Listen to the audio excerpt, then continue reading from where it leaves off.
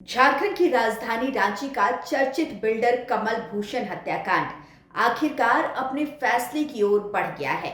इस मामले में रांची सिविल कोर्ट ने एक बड़ा आदेश सुनाते हुए कई आरोपियों को दोषी करार दिया है, जिनमें राहुल कुजूर, डब्लू कुजूर, सुशीला कुजूर और काविस अदनान का नाम शामिल है। वहीं इस केस का एक और आरोपी, जिसका नाम मुनव्वर अफाक है, जिसने सरकारी गवाह बनना स्वीकार कर लिया था, उसे कोर्ट ने पर्याप्त साक्ष्य न होने के कारण बरी कर दिया।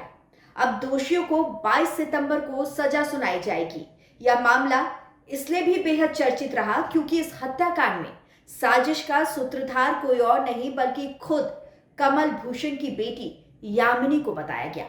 पिता की हत्या की साजिश में बेटी का नाम सामने आना अपने आप में पूरे राज्य को हिलाकर रख देने वाला था।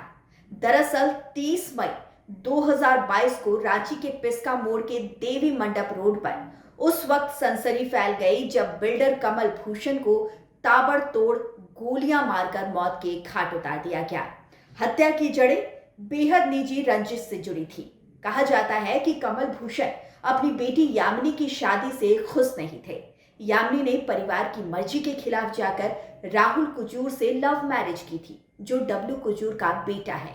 यह रिश्ता कमल भूषण को मंजूर नहीं था और इसी को लेकर परिवार के भीतर तनाव बढ़ता चला गया। धीरे धीरे यह तनाव एक ऐसी साजिश में बदल गया जिसने अंततः एक पिता की जान ले ली।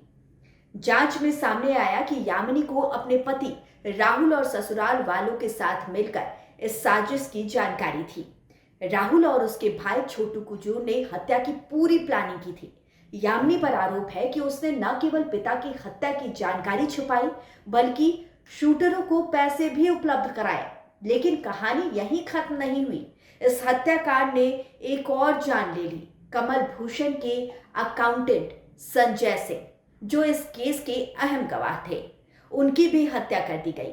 पुलिस की जांच में यह तथ्य सामने आया कि गवाह को खत्म करने के पीछे भी वही साजिश थी जिसमें कमल भूषण की बेटी यामिनी का नाम शामिल हुआ।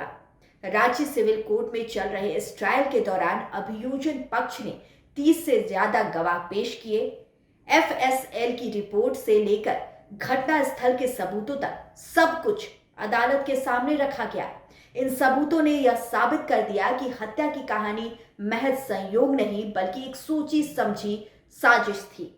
अपर न्यायायुक्त आनंद प्रकाश की कोर्ट में चले लंबे ट्रायल के बाद अब फैसला सामने आ चुका है। अदालत ने 4 आरोपियों को दोषी मान लिया है और अब सबकी नजरें 22 सितंबर पर टिकी है, जब अदालत सजा का ऐलान करेगी। यह पूरा मामला एक क्रूर सच्चाई की ओर इशारा करता है कि किस तरह पारिवारिक रिश्तों की करवाहट ने एक बेटी को अपने ही पिता का कातिल बना दिया। शायद प्यार, नफरत, पैसा और साजिश, इसके खेल ने रांची को देश भर की सुर्खियों में ला दिया। लाइव लगातार के वीडियो को लाइक करें, सब्सक्राइब करें और बेल आइकन को दबाना न भूलें।